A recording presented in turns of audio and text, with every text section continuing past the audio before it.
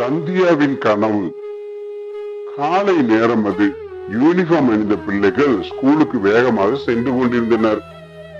ஆயிஷா மட்டும் வருகின்ற ஒவ்வொரு பஸ்ஸையும் விட்டு விட்டு தூரத்தில் பார்வையை போட்டபடி நின்று கொண்டிருந்தாள்.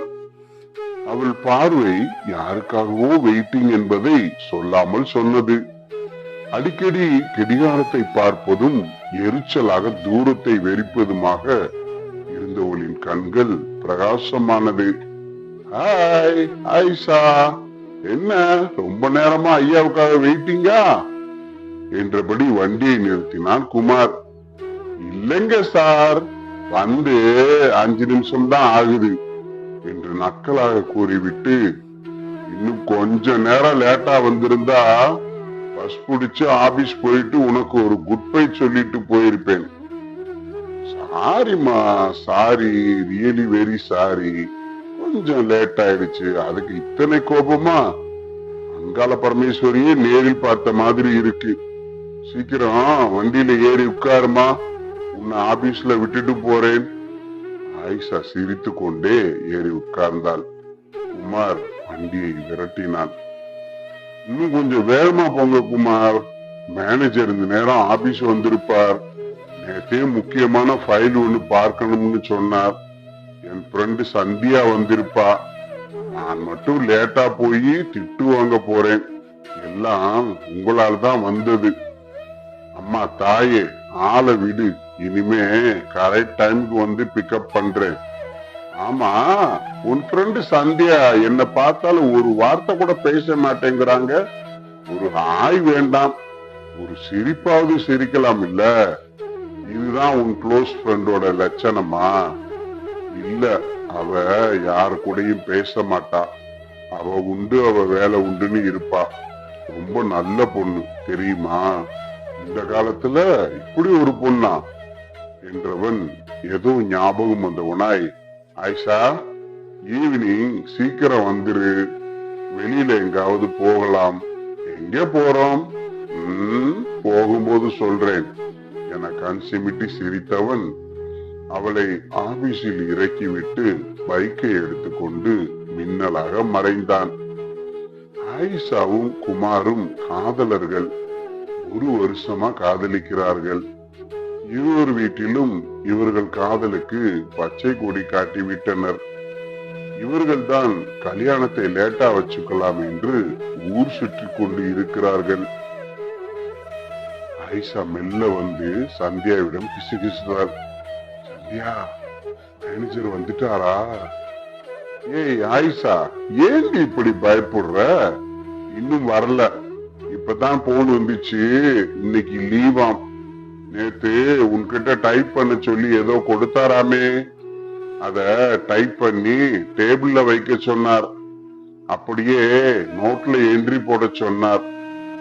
அப்பாடா, இன்னைக்கு ஜாலி தான் சொல்லிக்கொண்டே டைப் பண்ண தொடங்கினாள். அப்படியே சந்தியாவிடம் பேச்சு கொடுத்தாள். ஏய் சந்தியா, நேத்து உன்னை பெண் பார்க்க வந்தாங்களே, என்னாச்சு? என்ன சொன்னாங்க? இந்த இடம் பிக்ஸ் ஆயிடுமா? எந்த ஊர்? மாப்பிள்ளை என்ன வேலை பார்க்கிறார்? அடுக்கடுக்கா கேள்விகளை கேட்டாள். மாப்பிள்ளை வேலை பார்க்கிறார். பொள்ளாச்சி பக்கத்துல சின்ன கிராமம், அவங்களோட சொந்த ஊர் அது. அம்மா, அப்பா, ஒரு தங்கச்சி. தங்கச்சிக்கும் கல்யாணம் ஆயிடுச்சு. மூச்சு விடாமல் சொல்லி முடித்தாள். உனக்கு மாப்பிள்ளைய பிடிச்சிருக்காடி? பிடிச்சிருக்கு. நான் நினைச்ச மாதிரி நல்ல குடும்பம். மாப்பிள்ளை நல்ல குணமா தெரியுது. அம்மா, அப்பா ரொம்ப நல்லவங்களா இருக்காங்க. சோ டோட்டலா குட் ஃபேமிலி. ஏண்டி சந்தியா, நான் ஒண்ணு கேட்டா தப்பா எடுத்துக்க மாட்டியே? தப்பா இல்லாத எந்த கேள்வியா இருந்தாலும் தப்பா எடுத்துக்க மாட்டேன், கேளு. நீ ஏன் யாரையும் காதலிச்சு கல்யாணம் பண்ணல? உனக்கு காதல் பிடிக்காதா? இல்ல உன்னை யாரும் காதலிக்கலையா? கண்டிப்பா உன்னை யாரும் காதலிக்காம இருக்க முடியாது. ஏன்னா நீதான் அநியாயத்துக்கு அழகா இருக்கிறியே. நீ கேட்ட 2 கேள்வியில ஒண்ணு கரெக்ட்.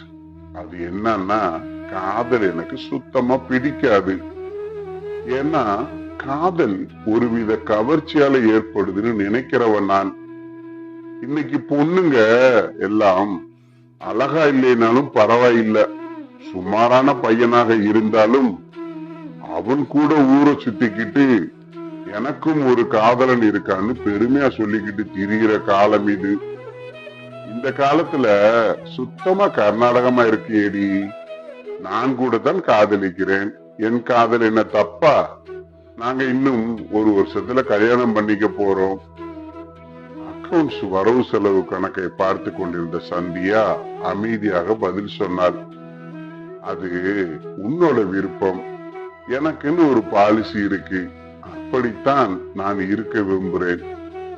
எனக்குன்னு ஒவ்வொன்னா பார்த்து பார்த்து வாங்கி தருகிற அப்பா அம்மா என்னோட வாழ்க்கையையும் நல்லபடியா அமைச்சு தருவாங்கன்னு நம்பிக்கை இருக்கு.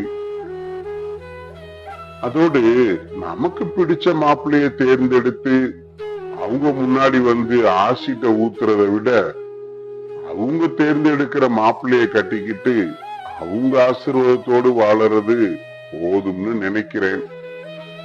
அப்ப காதல் உங்க அப்பா அம்மாவுக்கு பிடிக்காதுன்னு தான் காதலை வெறுக்கிற இல்லையா? இல்லடி, காதல் எனக்கும் பிடிக்கும். காதல் பண்ணிட்டு கல்யாணம் பண்றதை விட கல்யாணம் பண்ணிட்டு காதலிக்கலாம்னு நினைக்கிறேன்.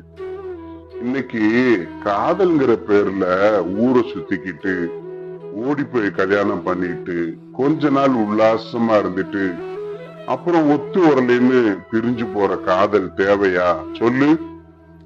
ஆமா, என்கிட்ட ஏன் இப்படி பேட்டி எடுக்கிற மாதிரி கேள்வியா கேட்டுக்கொள்ற? உன் காதல் தப்புன்னு நான் சொல்லல, எனக்கு பிடிக்காதுன்னு தான் சொல்றேன். அப்பப்பா, ஒரே லெக்சர் அடிச்சுட்ட. என் காதுல ரத்தம் ஒண்ணுதான் வரல. இனிமே ஒரு வார்த்தை கூட இத பத்தி பேசவே மாட்டேன் என வாய் விட்டு சிரித்தாள். ஓடி, உனக்கு வேற வேலையே இல்லையா என்றபடி மற்ற வேலைகளை பார்க்க தொடங்கினாள். இப்படி பேசிய சந்தியாவுக்கு வயது 25. பெற்றோருக்கு நல்ல மகள் மட்டுமல்ல, முற்போக்கு சிந்தனைவாதியும் கூட. யாரோடும் அதிகம் பேச மாட்டாள். அப்படியே பேசினாலும் அது பொதுவான விஷயங்களாகத்தான் இருக்கும். இப்படிப்பட்டவளுக்கு அவள் மனம் போலவே வாழ்க்கை அமைந்து விட்டது. இந்த நவீன உலகத்தில் இப்படி ஒரு பெண்ணா? ஆயிஷா உள்ளுக்குள் மகிழ்ந்து போனாள். அதே சந்தோஷத்தோடு வாழ்த்து சொன்னாள். உன் நல்ல மனசுக்கு நல் வாழ்க்கை அமையும் சந்தியா, வாழ்த்துக்கள். அப்புறம் சந்தியா, ஒரு சின்ன அட்வைஸ் சொல்றேன், கேட்டுக்கோ. கல்யாணம் முடிஞ்சு ஃபர்ஸ்ட் நைட்ல என்கிட்ட அடிச்ச லெக்சரை மாப்பிள்ளை கிட்ட அடிச்சிடாத. பாவம், அவர் மயக்கம் போட்டு விழுந்துட போறார். கண் சிமிட்டு சிரித்தாள். ஓடி, உனக்கு எப்போதுமே கிண்டல் தான் என முகம் சிவந்தாள் சந்தியா. நண்பர்களே, தொடர்ந்து இந்த கதையை குறித்த உங்கள் கமெண்ட்டுகளை கீழே பதிவிடுங்கள். தொடர்ந்து இது போன்ற கதைகளை கேட்பதற்கு நம் தமிழ் நம்பர் 1 ஸ்டோரிஸ் சேனலை சப்ஸ்கிரைப் செய்ய மறக்காதீர்கள் நண்பர்களே. வணக்கம்.